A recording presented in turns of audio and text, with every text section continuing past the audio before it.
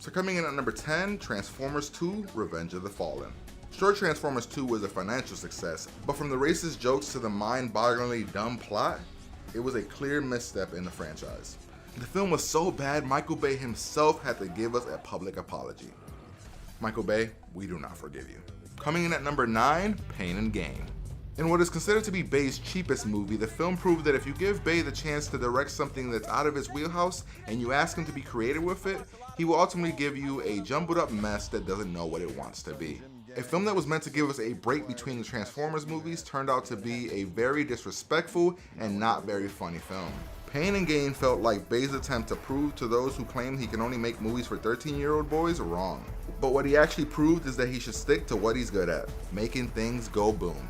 Coming in at number 8, Bad Boys 2. So the first thought you have after watching this film is, why did it need to be 2.5 hours? Then you think about all the bad one-liners that they put in the film and it all starts to make sense. Bay has a sense of humor that none of us understand, and somewhere between the gunshots, the crazy action sequences, and the over-the-top car chases, you wonder to yourself, how can the differences between the first film and the second film be literally night and day? Coming in at number 7, Pearl Harbor.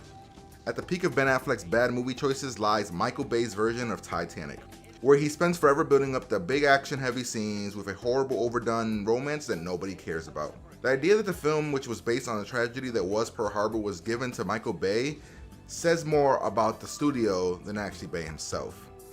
Coming in at number 6, Transformers Dark of the Moon. With the atrocity that was Revenge of the Fallen, it took me a long time to actually sit down and watch Dark of the Moon. Like a scorned lover, it took a long time to trust Michael Bay again. Luckily for me, this time around, the movie actually has a plot that mixes well with the pointless action. While some of the annoying factors still stick around from Revenge of the Fallen, it was clear that Bay understood what lines he should cross and what lines he shouldn't.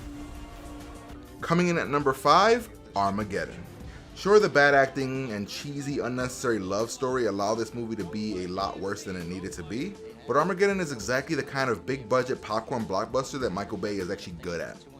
Understand that you have to leave your brain cells at the door to actually believe anything that's going on screen.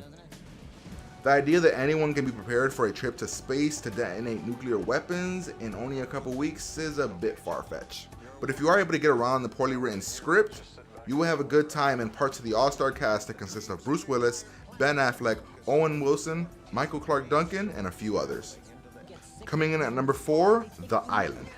We all want Michael Bay to take a more creative approach to his films, and when he does, we get a film like The Island. It was Bay's first film away from his partner Jerry Bruckheimer, and though most of us actually say we want this, the film was actually a box office bomb, which showed that America doesn't actually want a brainier version of Michael Bay. The film is about a futuristic facility where clones of rich people are bred, so that their organs can be harvested when needed, and the twist is that these clones are awake and have feelings. They feel everything and are led to believe of a false paradise called the Island. Coming in at number 3, Transformers. Okay, don't get me wrong, seeing the Transformers actually transforming on the big screen was kind of a cool nostalgic rush. But give the movie a second viewing and you can start to see the cracks that show that it could have been a better movie. I still enjoy the film a lot more than most of Michael Bay's other films, but you will always wonder, what if Transformers could have been given to a good director? I guess we'll never know. Coming in at number 2, Bad Boys. The first time that we as an audience were introduced to Michael Bay, Bad Boys was banking on the rising star power of Will Smith and Martin Lawrence. Easily one of Bay's best films, Bad Boys got quite the following over the years and is considered one of the better action movies of the 90s. The movie made Will Smith an action star and also upped the buddy comedy genre with badder attitudes and fun dialogue. Coming in at number 1, The Rock.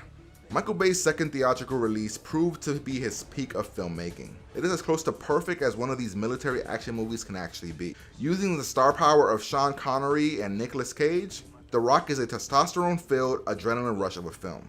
Filled with great action scenes and an interesting enough premise, it's understandable why we as moviegoers sometimes expect more from Bay as a filmmaker.